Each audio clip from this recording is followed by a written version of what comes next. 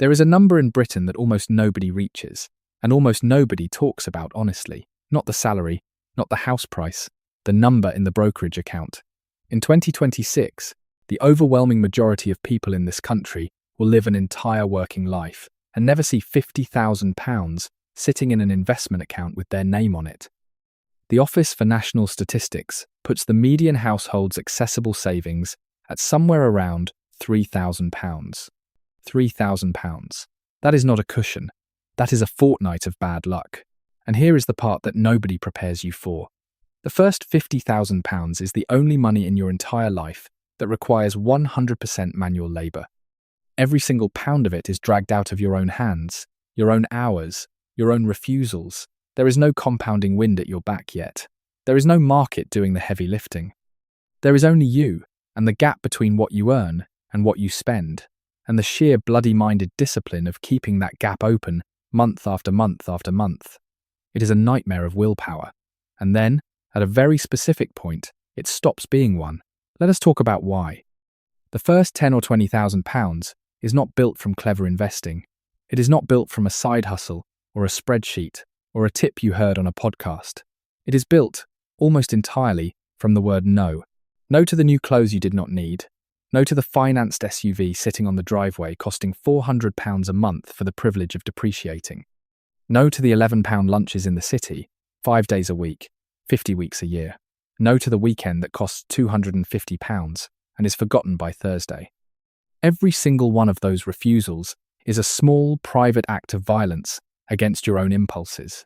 And the psychological cruelty of it is this: the reward is invisible. You say no 40 times, and the number in the account moves by an amount so small it feels like an insult. There is no dopamine in it. There is no applause. Nobody congratulates you for the car you did not buy. This is the phase where almost everybody quits. Not because they cannot do the maths, but because the effort and the feedback are hopelessly out of proportion. Think about a fully loaded freight train sitting still on the track. To move that train the first 10 inches, the locomotive has to overcome an enormous amount of static friction.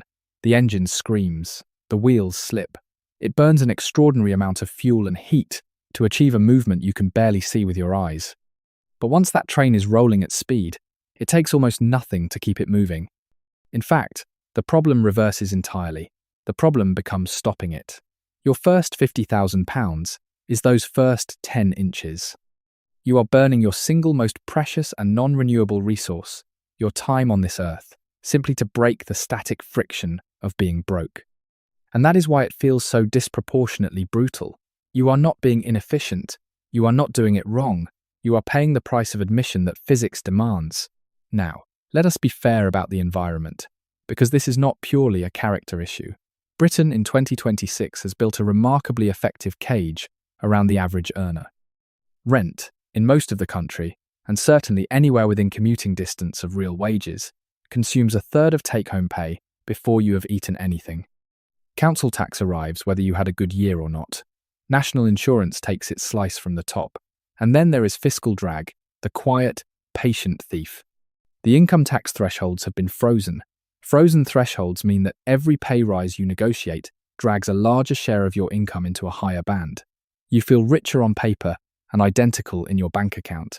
It is a tax rise that nobody has to vote for and nobody has to announce. The practical result is that a competent professional in the home counties, doing everything correctly, can finish the month with a genuine investable margin of around £300. Do the arithmetic on that, and it is genuinely frightening. At £300 a month, with no growth, £50,000 is a 14-year sentence. That is the mountain. That is why people look at it once, feel something close to despair, and quietly decide that wealth is for other people. But that calculation is wrong, and it is wrong in a very important way, because it ignores what happens as the train gathers speed. So why £50,000? Why that number specifically? 3 reasons. The first is what I would call the silent employee. Inside a low-cost global index fund, at a long-run benchmark of 7% a year, £50,000 produces roughly £3,500 of growth annually. And because you have been sensible enough to hold it inside a stocks and shares ISA, that is not a gross figure that HMRC then takes a bite out of. It is yours. It is a clean, net payment. arriving every year for work you are not doing. You've effectively hired somebody. They never call in sick, they never ask for a rise, and they never sleep. The second reason is the momentum shift. Up to this point, your monthly contribution has been the main character in your financial story. At £50,000, that quietly stops being true. A 5% move in the market is £2,500. 8 months of your contributions, appearing or disappearing while you are asleep. From here onward, market returns start to outweigh your own effort. The train is rolling. Your job changes from pushing to steering. And the third reason is the one that actually changes how you feel. £50,000 is roughly 1.5 times the median individual salary in this country. Which means, stripped of jargon, that £50,000 is not a pile of money at all. It is oxygen. It is roughly 2 years of breathable air for your life. Because here is what money genuinely buys you before it buys you anything else. If your employer restructures, if your industry gets disrupted, if the world changes shape overnight, you can breathe. You can take 3 months to find the right role instead of accepting the first one that will have you. You can say no to a bad manager. You can walk away from a contract that insults you. Everybody else is gasping. You are simply breathing. That is what wealth actually is. At this stage, it is not yachts, and it is not freedom in the Instagram sense. It is the total absence of financial breathlessness. Nobody tells you when you cross the line. There is no letter, no ceremony. It happens on any quiet morning, when you open your banking app for no particular reason, and the number is bigger than it was, and you did not do anything, you did not earn it. It simply grew while you were making coffee. That is the moment the psychology flips. Because up until then, you have been a tenant of your employer. You rent your lifestyle from them, 30 days at a time. And if they end the arrangement, everything stops. After £50,000, you are something else. You are a partner in your own future. You have capital working alongside your labour, and capital does not need your permission or your attendance.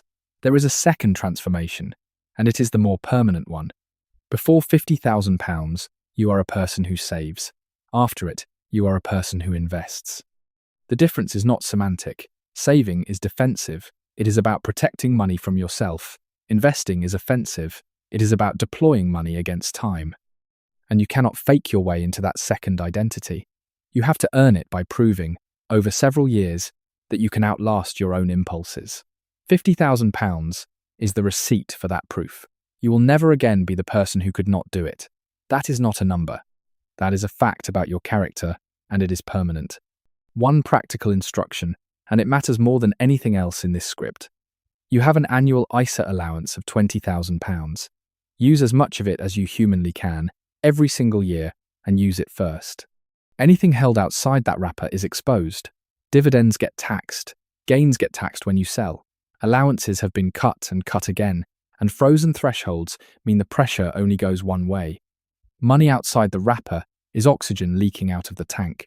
If you are a higher rate taxpayer with a long horizon, a SIP works alongside it, buying you relief on the way in, but the ISA is the bridge.